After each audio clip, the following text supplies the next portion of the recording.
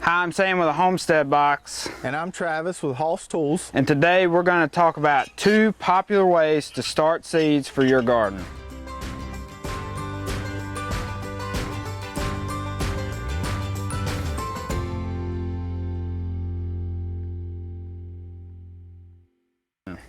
Now we grow almost all of our plants that we transplant into our vegetable garden. So seeding techniques is very important for us. We want to do things the most cost-effective way. We want to do it the most efficient and quick way, and we want to do it the best way for the plant, that we get good healthy plants in our vegetable garden. So we want to find the best way to start these seeds based on 2 popular methods. The first method we're going to explore is something that's been hitting the internet by storm in the past 2 years. It's this soil blocking method. Now, they've been using this method a while in England and in Europe, and it's just now kind of catching on over here. And the claims for soil blocking are many, but we're going to test out some of those theories in our own greenhouse. So we typically in the past have used these seed trays here. These things are made out of a hard plastic. They're virtually indestructible. You could use them forever. They don't degrade or anything. These are made by a company called PropTech. They're actually made in the USA. This holds 160 plants. You can buy one of these online for anywhere from 10 to 15 bucks. And like I said, it never goes bad. It basically lasts forever. You can use any type of soil you want to in it. So, you know, just your run-of-the-mill potting mix works just fine in these. It's pretty cheap. You can really find that anywhere. You can get a very big bag for like 30 bucks, which would take care of a ton of these trays and last you almost a whole growing season. Now, these metal soil block makers don't come cheap. The 2-inch blocker is about $32 for this 4-block model. If you get a set with a little micro blocks and everything, that's going to run you about $64, and you do have to use a more or less special mix for soil blocking, and that usually runs around $11 per 5 quarts. There's tons of recipes for this stuff online where you can make your own, but some of the ingredients for those mixes can be extremely hard to find. One in particular I can think of is green sand, which they are about to stop mining altogether, so that's going to become really hard to find in the future.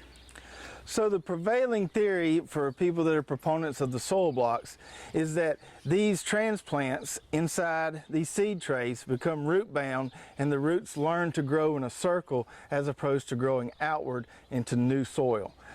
They claim that you can get as much as 3 days to almost a week head start by planting the quote air prune plants from the soil blocks as opposed to planting these guys. Now my argument is that the speed in which you can seed these trays, the efficiency of the process, and the reduced cost outweighs that 3 days that you may gain from the air prune plants versus these plugs right here. So I think that this is a much better process because it's quicker, takes me less time, and I can deal with that 3 days transplant difference. I'm willing to bet on the soil block method because I think those 3 days to a week can make all the difference for a market gardener who needs to get their product to the market one whole weekend before somebody else who had to wait 3 days before harvest. That can make a huge difference in the price that market gardener would get at that particular market. Also, for people with short growing seasons, a week can make all the difference whether you get to fill your freezer or make that jar of salsa or not. So the way we're going to figure this out is we're going to conduct a scientific experiment. We're going to seed a comparable amount of seedlings in these 2 different techniques, one using the trays here and with Sam using the soil blockers. First we're going to measure the amount of time it takes to actually seed these plants, because that's very important for everyone. Then we're going to put them on heat mats and come back 2 and 4 weeks later, and we're going to check the germination rates. We're going to check how big the plants are, and then finally towards the end of the experiment we'll actually check to see how they grow once we put them in the soil, to see if there is any truth to this transplant shock difference between the 2 methods. So enough talking about theories, enough talking about the internet and what we think. Let's take you inside the greenhouse and put some seeds in some dirt.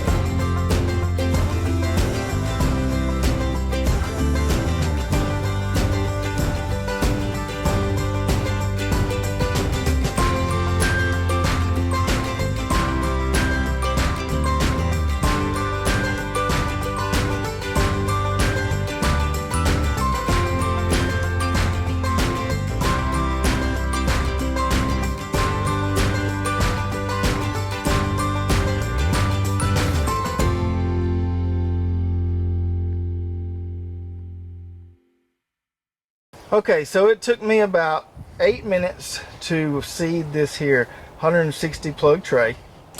And it took me about 12 minutes to do 44 soil blocks.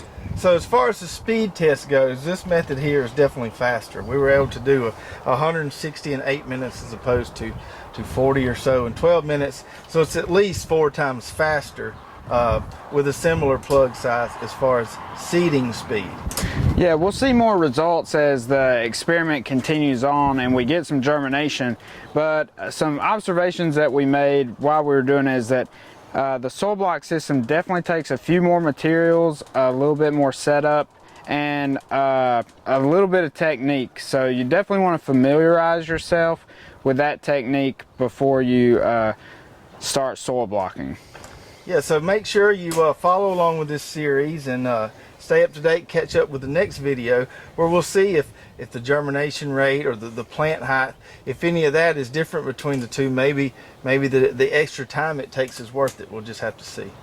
Right, so don't forget to subscribe to our channel and like this video. Don't forget to click that little bell so you get a notification when our seed starts to sprout and you can see how this all turns out.